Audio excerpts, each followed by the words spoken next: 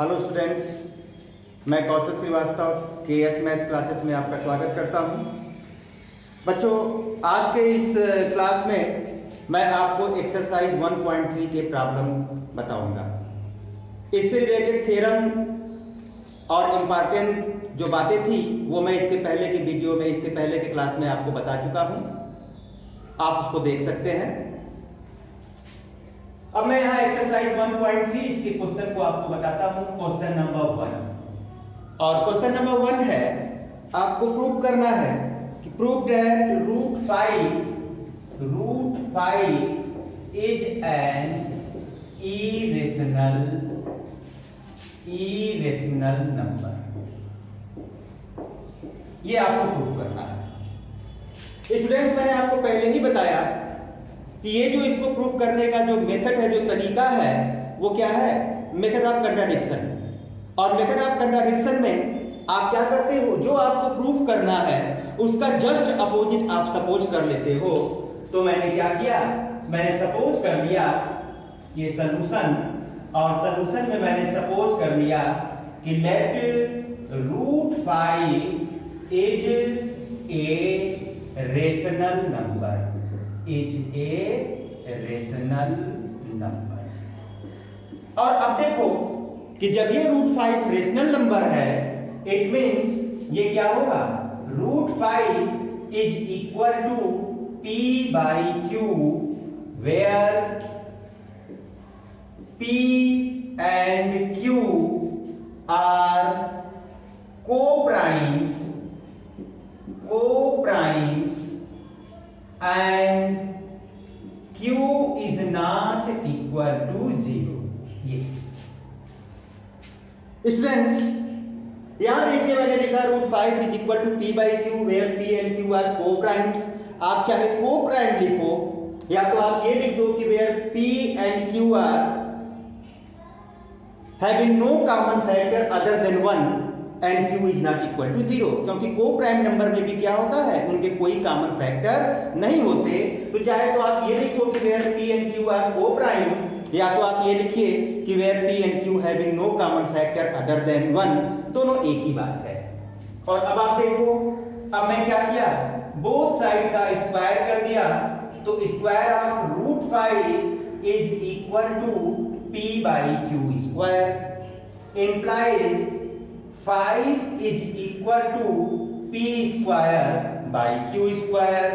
और अब आप क्रॉस मल्टीप्लाई कर दो तो ये क्या होगा, 5 into Q square is equal to p square. ये equation number 1। Okay, it means अब आप देखो, जब 5q square is equal to p square हो गया, इट मींस क्या हो गया, 5 डिवाइड्स p स्क्वायर। ये मैं थ्योरम आपको ऑलरेडी बता चुका हूं। तो 5 डिवाइड्स p स्क्वायर इंप्लाइज क्या होगा, 5 आल्सो डिवाइड्स p, और इसको मैं इक्वेशन नंबर 2 कर दिया। ठीक है, और अब आप देखो, जब p डिवाइड हो रहा है 5 से, तो जो p होगा उसका एक फैक्टर 5 होगा, उसका एक फैक्टर 5 जरूर होगा। हेंस आप क्या किए कि let p is equal to 5 k, ये आपने इसको सपोज कर लिया। ठीक है, एक बार फिर से देखो, 5 p को डिवाइड कर रहा है, तो जब 5 p को डिवाइड कर रहा है, इट मींस क्या हो गया, 5 is one of the factor of p। तो इसका एक फैक्टर 5 हो गया, तो और भी तो फैक्टर होंगे, तो जो और फैक्टर हैं उनके लिए मैंने क्या लिख लिया, k। ठीक है, तो मैंने ये सपोज कर लिया कि let p is equal to 5k। और अब मैं इस p की वैल्यू को क्या कर किया, इक्वेशन नंबर 1 में मैंने इसको प्लेस कर दिया। तो putting the value of p in equation first, we get क्या, 5q स्क्वायर ये is equal to 5k whole square और ये 25 के स्क्वायर। ये आ गया। इंप्लाइज दैट जब आप इसको 5 से कैंसिल करोगे तो q square is equal to 5k square. ठीक है, और अब आप देखो कि जब q square is equal to 5k square हो गया, इट मींस क्या हो गया, 5 डिवाइड्स क्यू स्क्वायर। और अब जब 5q स्क्वायर को डिवाइड कर रहा है, इट मींस क्या हो गया, 5 आल्सो डिवाइड्स q। और इसको मैं कर दिया इक्वेशन नंबर 3। और अब आप देखिए कि from second and third, from equation second and third we conclude that 5 divides both p and q। ठीक है, और अब जब ये दोनों को डिवाइड कर रहा है, इट मींस क्या हो गया, 5 is the common factor of both p and q, यानी 5 दोनों का कॉमन फैक्टर हो गया। तो जब 5 कॉमन फैक्टर हो गया p और q दोनों का, तो ये क्या हो गया, विच इज कंट्राडिक्शन।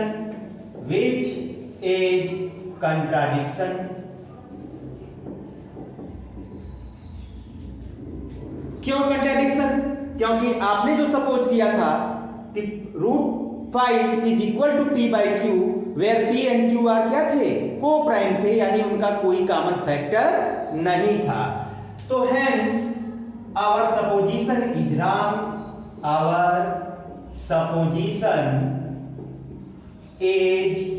रॉन्ग, और जब हमारा सपोजिशन रॉन्ग हो गया, इसका मतलब क्या हुआ, hence √5 is not a rational number। √5 is not a rational number, और जब √5 रेशनल नंबर नहीं है, implies that, तो क्या होगा, √5 is must be an irrational number। Okay, this is your solution. बच्चों, अब ये क्वेश्चन नंबर 2, और क्वेश्चन नंबर 2 में आपको शो करना है 3 + 2√5 इज एन इरेशनल नंबर। अब जरा देखो, आपका जो पहला क्वेश्चन था वो √p के फॉर्म का था, और ये जो दूसरा क्वेश्चन है ये q + √p + √q के फॉर्म का है। तो देखो बेटा, अगर आपका क्वेश्चन √p के फॉर्म का है, तो आप इसको प्रूव करने के लिए a/b लीजिए, a/b का फॉर्म लीजिए, और ये a/b क्या है, रेशनल नंबर है। ठीक है, जहां a और b दोनों को प्राइम है और b is not equal to 0 है, आप ये फॉर्म सपोज कर लीजिए। और अगर इसके अलावा कोई फॉर्म आता है, जैसे p + √q या √p + √q, अगर इस तरीके का फॉर्म आता है, आपको ये प्रूव करना है कि ये इरेशनल नंबर है, तो यहां आपको a/b लेने की जरूरत नहीं है, आप ऐसे भी इसको सॉल्व कर सकते हो। लेकिन अगर आप इसको डायरेक्टली r सपोज कर लो कि वेयर r भी ए रेशनल नंबर, तो ये आपका बहुत इजी तरीके से सॉल्व हो जाएगा। तो बच्चों, अब मैं इस क्वेश्चन को डायरेक्ट इसको रेशनल नंबर सपोज करके और फिर आपको सॉल्व करके दिखाता हूं। ओके, तो देखो, आपको ये प्रूव करना है 3 + 2√5 is an irrational number. Prove करने का जो तरीका है वो तो सेम ही है, मेथड ऑफ कंट्राडिक्शन से ही आप इसको सॉल्व करोगे। तो फर्स्ट ऑफ ऑल आप इसको क्या सपोज कर लोगे, रेशनल नंबर। तो let 3 + 2√5 is equal to r, और ये क्या, rational number, rational where r be the rational number, ये हमने सपोज कर दिया। तो यहां से आप देखो, ये जो 2√5 होगा ये क्या होगा r-3, मैंने 3 को ट्रांसफर कर दिया, implies that √5 is equal to r-3/2। अब आप ये देखो कि ये दो साइड में कन्वर्ट हो गया, लेफ्ट हैंड साइड √5 है और राइट हैंड साइड r-3/2 है। तो जो लेफ्ट हैंड साइड है वो इरेशनल नंबर है और राइट हैंड साइड क्या है, रेशनल नंबर है। क्यों?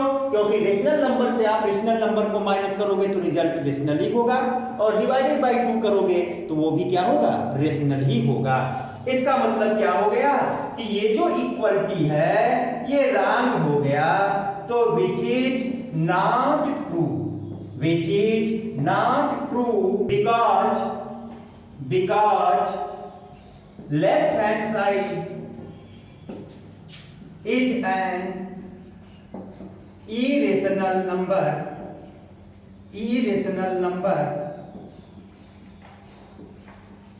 while right hand side is a rational number। ठीक है, तो आप देखो इरेशनल नंबर कभी भी रेशनल नंबर के इक्वल नहीं हो सकता, hence क्या हो गया, our supposition is wrong, hence our supposition is wrong। तो जब हमारा सपोजिशन रॉन्ग हो गया इसका मतलब क्या हो गया, implies that 3 + 2√5 is not a rational number, is not a rational number, hence 3 + 2√5 must be an irrational number। This is your solution। ठीक है। नाउ क्वेश्चन नंबर 3 फर्स्ट, और क्वेश्चन नंबर 3 के फर्स्ट में आपको शो करना है कि 1/√2 इज एन इरेशनल नंबर। तो बच्चों मैंने आपको बताया, एक बार फिर से आप रिकॉल कर लीजिए कि अगर आपका जो क्वेश्चन है उसका फॉर्म अदर देन √p है तो उस केस में हम p/q सपोज नहीं करके डायरेक्टली इसको r सपोज कर लेते हैं। तो देखो अब मैं इसको क्या ले लिया, late 1/√2 is equal to r, where r is a क्या, रेशनल नंबर। तो हमने क्या सपोज कर लिया कि ये रेशनल नंबर है, इंप्लाइज। अब ये देखो 1/√2 है, ठीक है, मैं √2 से ऊपर नीचे मल्टीप्लाई कर देता हूं, तो 1 × √2/√2 × √2 is equal to r, implies ये √2/2 is equal to r। और अब जब आप क्रॉस मल्टीप्लाई करोगे तो √2 is equal to 2r मिल गया।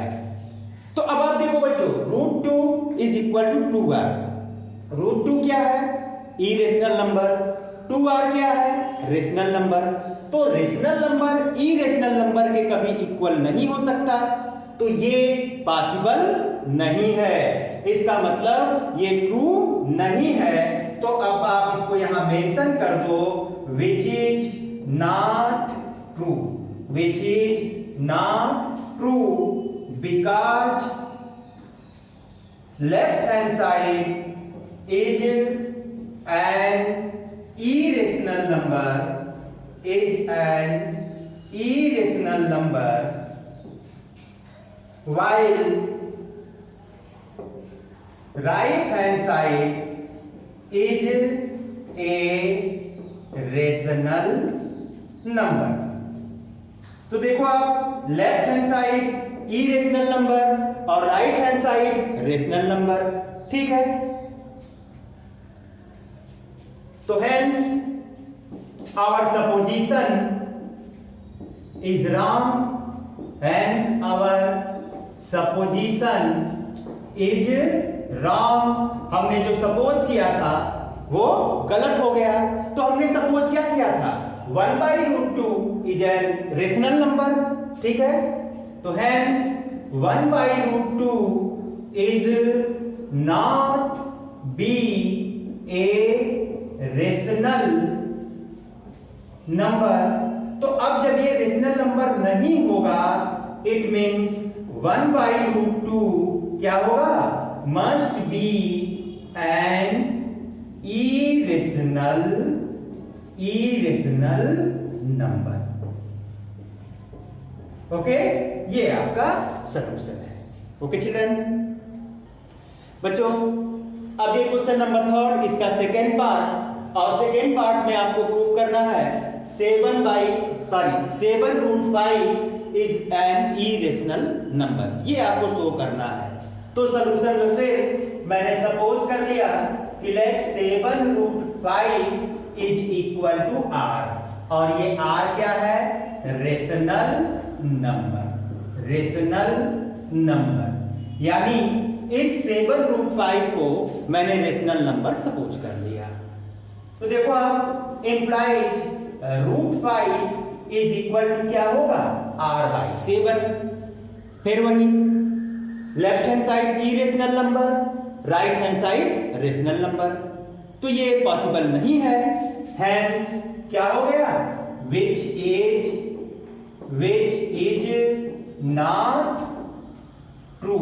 क्यों, बिकॉज सेम वही reason, left hand side is an irrational number while right hand side is a rational number। ठीक है, ये नॉट पॉसिबल है। क्यों नहीं पॉसिबल है, क्योंकि left hand side irrational number है, जबकि राइट हैंड साइड क्या है, रेशनल नंबर। ठीक है, तो hence our supposition is wrong, hence our supposition is wrong. तो जब ये रॉन्ग हो गया, इट मींस हमने क्या सपोज किया था, 7/5 इज ए रेशनल नंबर, और वो रॉन्ग हो गया। तो रॉन्ग होने का मतलब क्या, कि ये रेशनल नंबर नहीं होगा।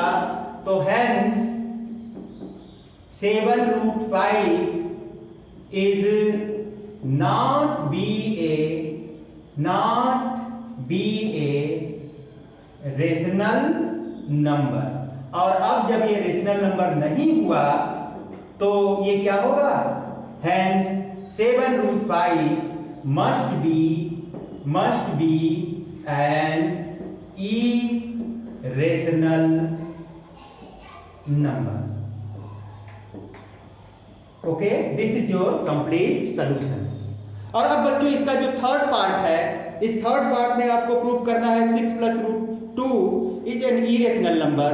तो ये इस एक्सरसाइज में जो क्वेश्चन नंबर 2 मैंने बताया, ये सेम उस तरीके से है।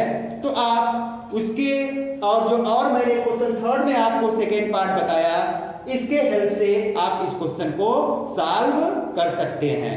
तो उम्मीद है आपको बातें समझ में आई होंगी। अगर किसी को कोई प्रॉब्लम होता है तो आप मैसेज के थ्रू मुझको इन्फॉर्म कर सकते हैं, जिससे मैं आगे के क्लास में आपके प्रॉब्लम को सॉल्व करने की पूरी कोशिश करूंगा।